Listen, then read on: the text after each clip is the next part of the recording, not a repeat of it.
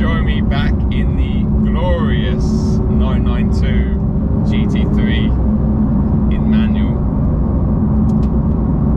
I shot my first drive video on this car yesterday evening, just after I picked it up. If you haven't seen that video, there's a link to it up here. Now that was meant to be the only decent weather I was going to have in the 48 hours I had this car, but as it turns out today, which is the next day, well, the weather appears to be very nice. I actually ended up joining Pete from Petrolhead Tours and a few others at Caffeine and Machine last night. Just happened to be a Porsche night, so turning up in this, as you can imagine, caused a little bit of a stir. Brand new car in this colour, shark blue, and a manual box. I actually then stayed over at Pete from Petrolhead Tours' house. In fact, that is Pete from Petrolhead Tours in front in his gorgeous individual peridot green M340i Touring. I actually shot a quick video on that when it was brand new about 4 or 5 months ago. So if you didn't see that, there'll be a link up here. In the meantime, I'm just going to enjoy this amazing bit of road. My plan today is simply to enjoy this car. I'm going to take it over into Wales, just cruise around. I don't know how long this dry weather's going to last, so I haven't decided to shoot a super sexy video on this car. I'm just going to shoot an adventures video, and every time I get to a nice bit of road, nice bit of scenery, I'll switch the cameras on.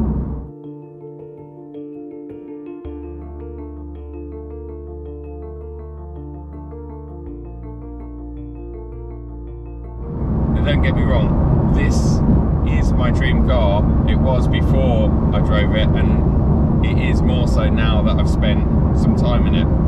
But like all cars, there are some negatives, so I just want to pluck them out as we go along. Obviously, I'll be talking about many positives as well. One of the negatives is happening right now. It's the amount of tyre roar that you get in the cabin. And this surface out here actually isn't too horrendous. When you're on a really bad surface, it's almost impossible to hear yourself think. Now, the very latest 992 generation of the 911 does suffer from tyre roar because, while the tyres are quite wide, the rears on this I think are 325 section, and in this particular car, the GT3, well, they've removed a lot of that sound deadening to give us some extra sounds. So it's kind of a catch-22 scenario in the sense that we want to hear more of the visceral sounds, but the issue with that is when you're on a surface like this, you just hear lots of tyre roar. So that's my first slight negative.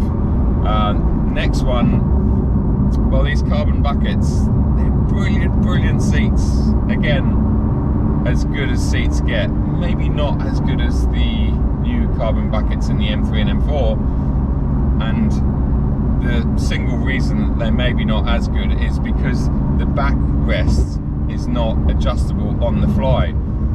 It is adjustable mechanically, so I can get some spanners out and adjust the way the whole seat sits, essentially, because it's a fixed bucket, so I can tilt it forwards or backwards a little bit.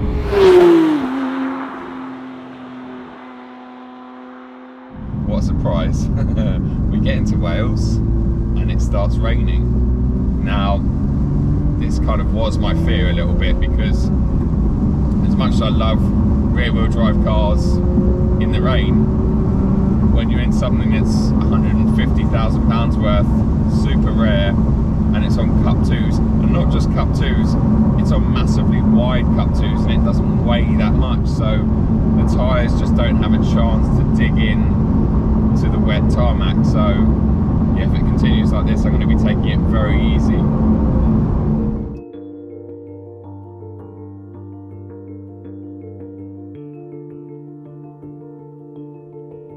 Well, as you know, this is a very focused sports car slash supercar, so there's lots of aero going on, most of which is actually really underneath the car, but you can see around the front, well, there's plenty of venting Obviously this bonnet with the nostrils is new for the 992 generation. Kind of reminds me of some of the older GT2 styling.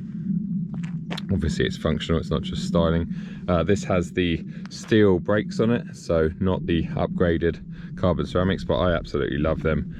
They feel very unservo assisted, so when you want to use them and you need the car to stop, you really need to push the pedal through the floorboards. But I like that because once you're used to it, you get loads of modulation in the brakes. Obviously this is wearing Michelin Pilot Sport Cup 2 tyres, 255 on the front and 315 in the back. I thought they were 325 in the back. I believe 315 is actually the same width as the standard 992 Carrera that I had recently, but I might be wrong. These wheels obviously super lightweight, and they have the center lock wheel nuts, which look fantastic, but obviously require a very specialist tool to remove them. So fingers crossed I'm not getting a puncture or anything like that up here. This car has these optional sort of side blade guards in black. Obviously you can get them in like a clear PPF if you'd like. This doesn't have the carbon roof, it doesn't have the Club Sport pack. Inside we'll have a look in a second. I think my favourite view of this is around the back end. They just look fantastic. GT3s always have done, but this very latest one, I love the swan neck wing. It reminds me very much of something that you'd find at Le Mans on their RSR GT3 car or something. It's just gorgeous, very adjustable. I believe when it's like this in the more aerodynamic position, you get about 150 kilos of downforce, but when you ramp it up to the maximum position, you get 385 kilos of downforce. And this, I mean, it just doesn't move at all when you put weight on it, as you would expect, because obviously it's capable of taking, well, the rear wing alone probably 250 kilos or something, so that's well over 2 of me. A massive diffuser down here, which is a real diffuser that kind of surrounds the lightweight stainless exhaust, I believe.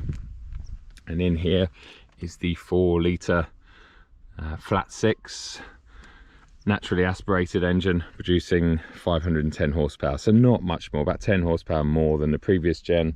And this car thankfully only weighs about 5 kilos more, which is impressive when you think of, well, its dimensions. It's much bigger, produces a lot more downforce. It's got a lot more trickery going on, including the much talked about double wishbone front suspension, which does feel completely different and improved over any 911 I've ever driven. So very, very impressive. Carbon fiber bonnet, lightweight glass. I think the lightweight glass is here and here, but it could be the driver's windows as well. Less sound deadening. It has a lightweight battery in there as well. So yeah, it's a real deal. Considering this is just the GT3, it's incredible. And when we get inside, well, this has got the optional carbon buckets, as we've talked about already, which look absolutely stunning. In the back of all GT3s, there are no seats to save weight, although it would be a nice option to have, especially on the touring, if you could put the bench back there, because it would be like the ultimate sort of 2+2. Now this one, it's the manual. Excuse my coffee cup and mess in there, but a beautiful steering wheel, one of the best driving positions in the world. Lovely set dials, a nice big windscreen to look out of, and a 4-litre naturally aspirated flat 6. I mean, the ingredients are there. Oh, and obviously rear wheel drive with loads of weight over the rear wheels. It's amazing how much grip this car has, especially in dry weather on these tyres, obviously. But anyway, there is my whistle stop tour. I'm going to show you the carbon bonnet because it would be rude not to, really. Such a beautiful little addition. It's so light, and look at that, unreal. So beautifully made. Look at the attention to detail. Ridiculous. You're the only one that's going to be seeing this, but it's just beautiful. And a nice big front down here for full-size cabin bag down there. There's plenty of room. Same size, I believe, as all other 911s, which is great, and impressive that they've managed to do that when you consider that they've now fitted the double wishbone suspension, which I'm sure would fundamentally take up a bit more room under here. But anyway, fair play. Let's close that. I think with all Porsche frunks, you're meant to close it and then push it down using the badge until you hear the click. If I'm wrong, attack me in the comments.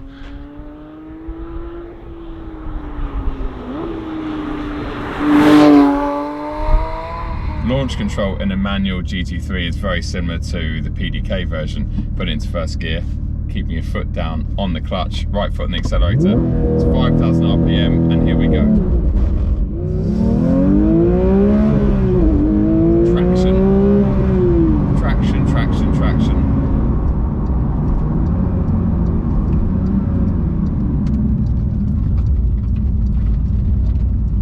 It's a beautiful, beautiful house. You haven't seen it in my videos from the past. They've got an amazing service department here. I believe it sleeps 10 or 12 people, so I'll put a link to this house in the description below. They also have a lovely farm shop. They have a really nice campsite as well.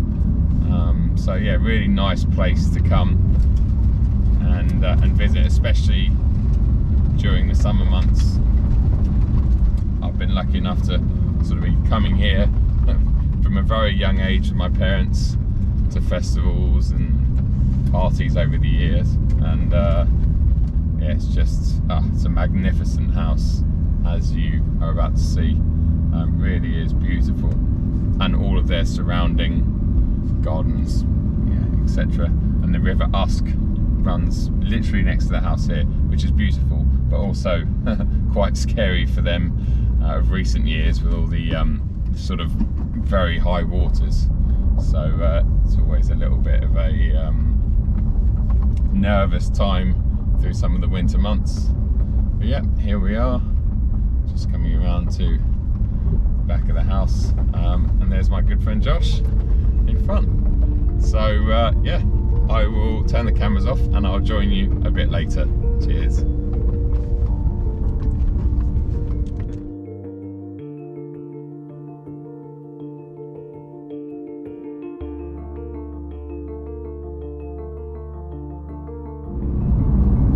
A fantastic lunch at Penpont, so thanks a lot to those guys.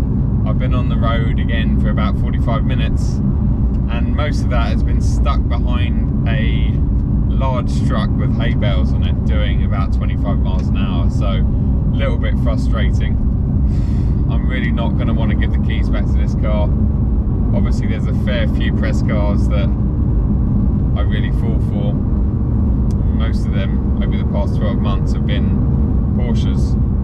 That amazing Cayman GTS 4 litre, well, that was special, and I guess there's an argument as to whether or not that car is ultimately a better sports car for the road than this.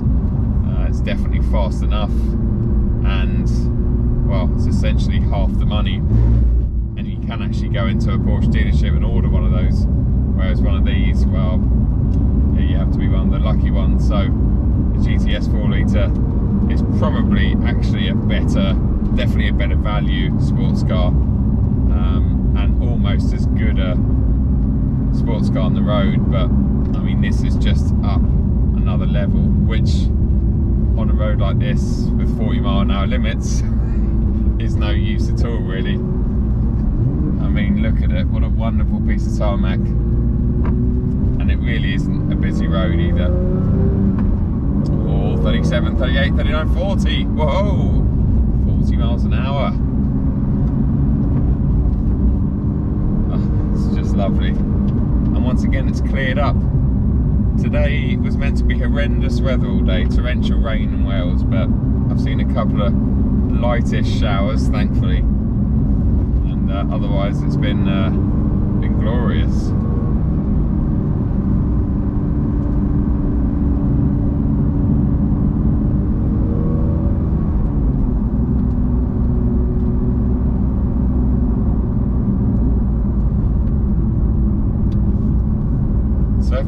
time with one of these glorious cars, what would I do with it? Well, I would love to take one of these out on track, as I would with the 718 GT4 as well. Just love to take them out on track. I'd really like to push this car to my limits in a safe environment, safe-ish, a track environment where I can go as fast as I like. Let's just enjoy these little twisties.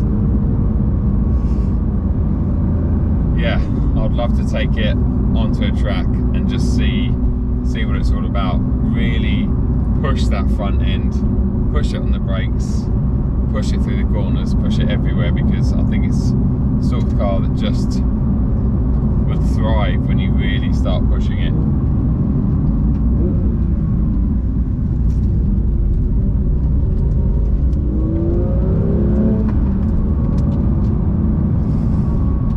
Yep, that's your fun. We're actually catching a couple of cars doing 40 miles an hour. Wow, look at that.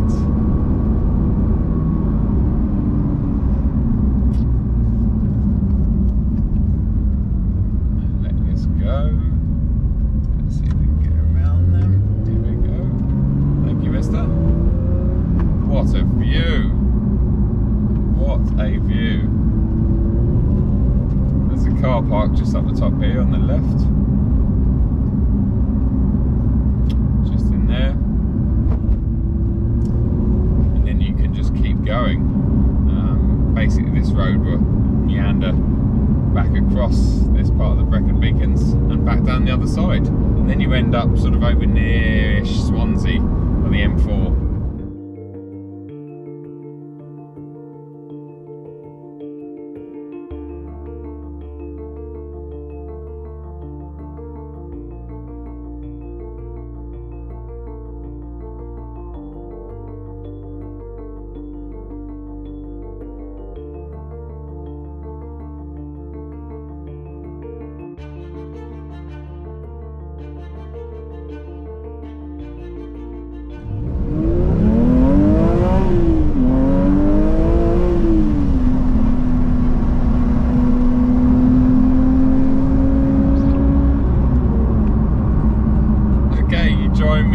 Right at the end of the day, I've been on the road for about 11 hours today, and I'm about 40 minutes away from home on my favourite local road now, so the road that I know very well.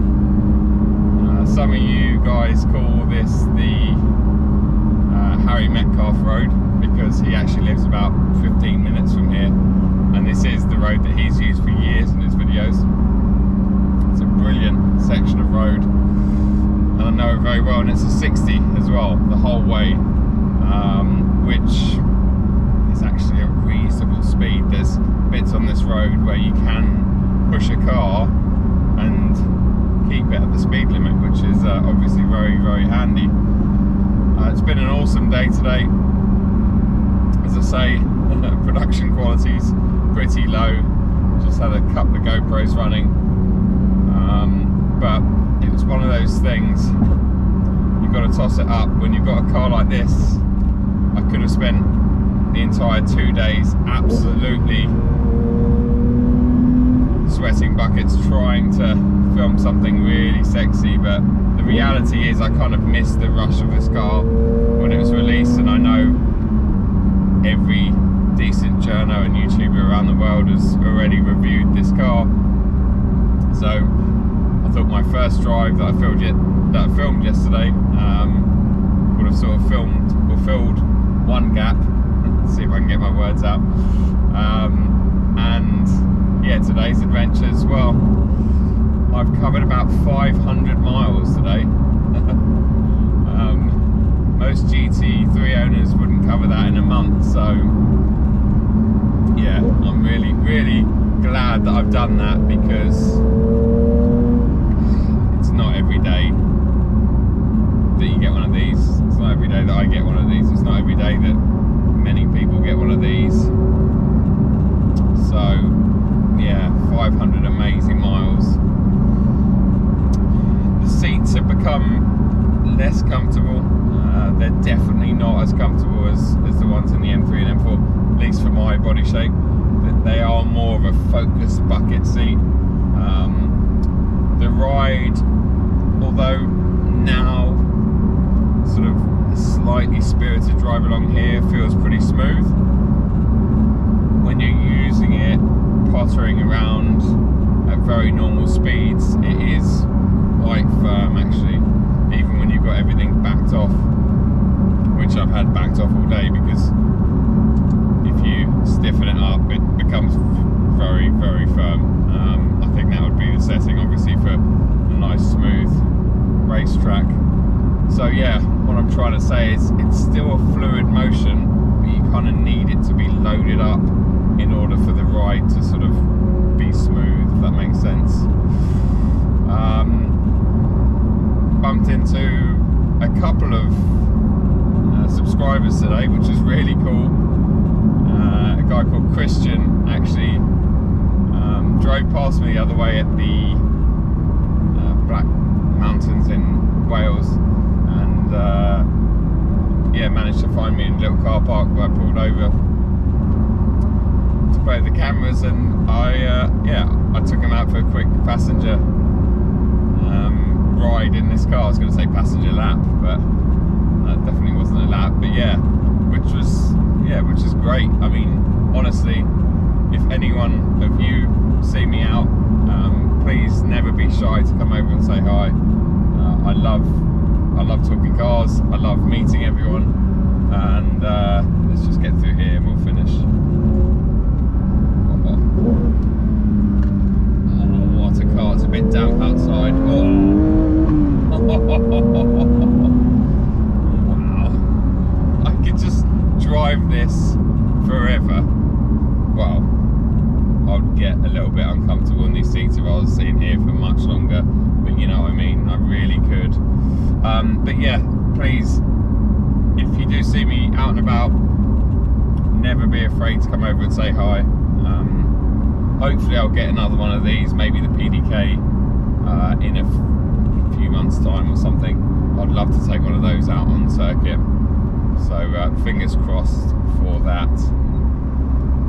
Slow down to 30 now as we come into this little town. But yeah, thanks a lot for watching, thanks a lot for the support. If it wasn't for you lot, I definitely would not have had the keys to this car for 2 days, and what a car. I know I pointed out, or I have pointed out some of its negatives, but honestly,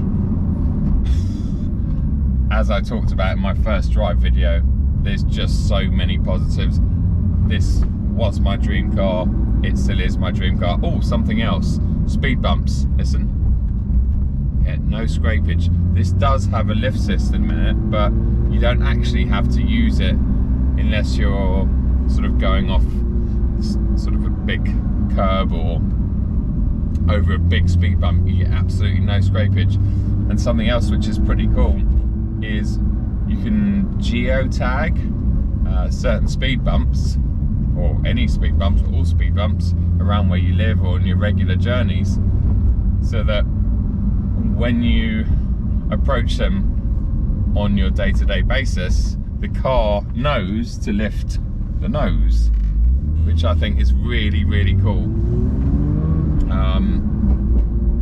Thank you very much. I think that's really cool.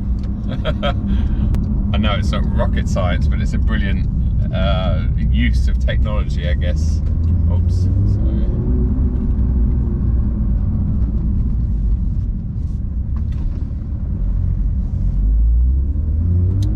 Okay, I'm going to sign off properly this time. Got about half an hour to get home, and then dinner and bed. I'm exhausted actually. Exhausted. So thanks a lot for watching. Thanks to Pete from Petrolhead Tours for putting me up. Thanks to the Penpont gang, Gavin, Vina, Josh and Forey, and yeah, just thanks to everyone else. I will see you at the next video very soon.